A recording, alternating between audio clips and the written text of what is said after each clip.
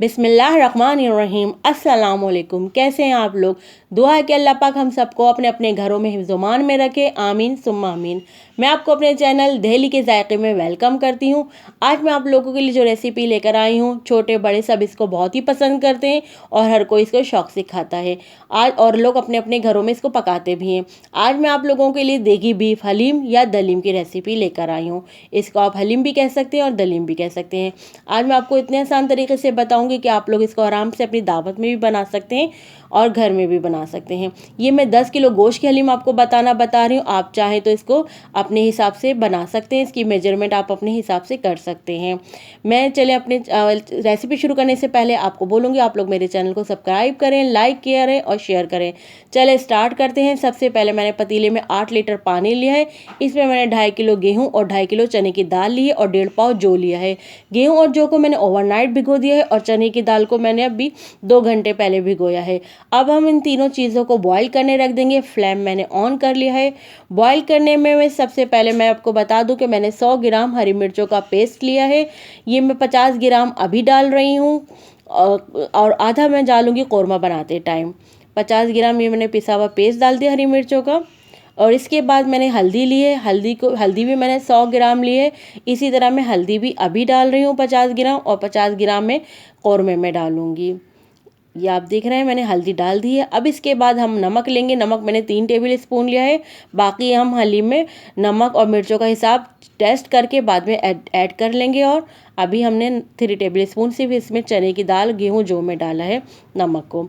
इसके बाद हम चमचे से चला लेंगे इसको ताकि हर चीज़ इसमें अच्छी तरह मिक्स हो जाए। और ये देखें हमारी हर चीज़ इसमें चमचे चलाने से अच्छी तरह हर चीज़ मिक्स हो गई है। इसके बाद मैं आपको दिखाऊं कि मैंने दूसरे पतीला लिया है। उस दूसरे पतीले में मैंने तमाम दालों को भिगोया है। देखिए आपको दालें नज़र आ रही हैं। इन दालों को मैंने भिगोया है अभी। ये दालों में मैंने ली है मूंग की दाल, माश की दाल, मसूर की दाल और चावल। इन चारों चीज़ों को मैंने आधा आधा किलो लिया है और इनको मैंने भिगोने के लिए रख दिया है।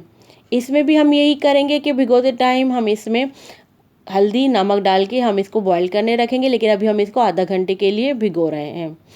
ठीक है। फिर इसके बाद हम आपको दिखाएंगे कि हमने जब इसको भिगो लिया है तो हम आधे घंटे बाद आपको बताते हैं कि हम इसको कैसे बॉईल करने रखेंगे। ये आपको नज़र आ रहा है कि हमने पतीले में हमारा आधा घंटा हो गया है। हमने इसको बॉईल करने के लिए दालों को रख दिया है, जिसमें मैंने आपको बताया था मूंग की दाल, मसूर की दाल, माश की दाल, चावल है। हम इसको बॉईल करने रख देंगे और इसमें भी हम यही अपनी तमाम चीज़ें डालेंगे। हल्दी नमक डाल के इनको बॉईल करने रख देंगे।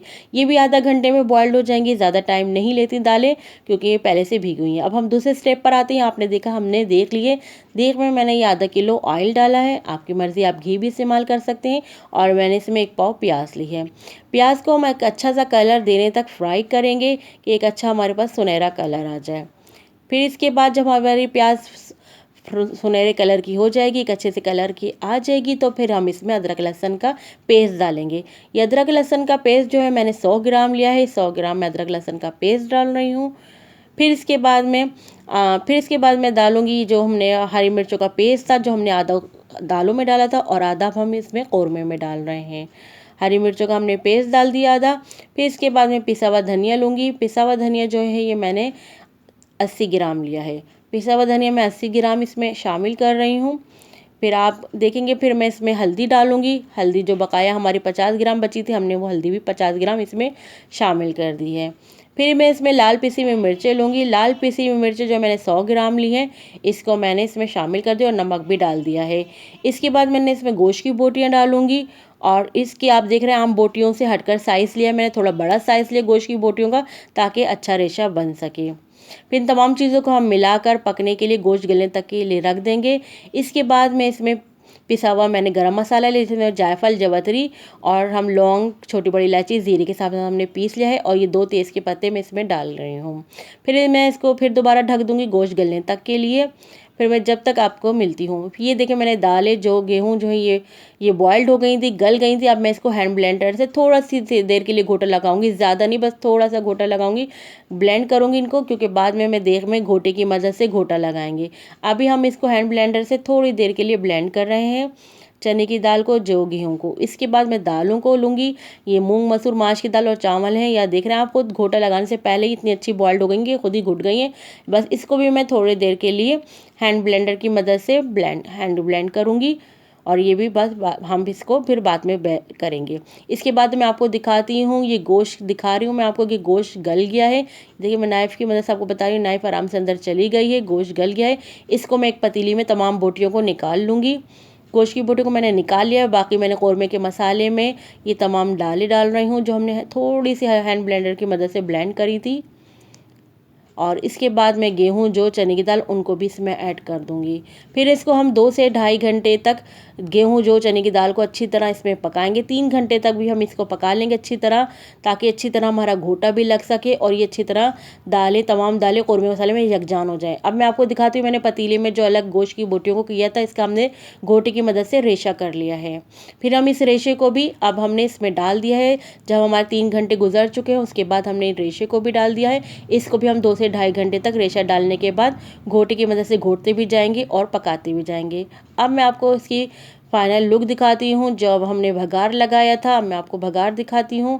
भगार में मैंने लिया है ज़ीरा, घी में डाला हुआ है और इसको मैं हरा धनिया पुदीने से गार्निश कर रही हूँ और भगरी प्याज से गार्निश करूँगी और चाट मसाला डालूंगी। आपकी मर्ज़ी है, आप इसमें पिसा हुआ गरम मसाला जो हमने डाला था वो भी आप इसमें शामिल कर सकते हैं।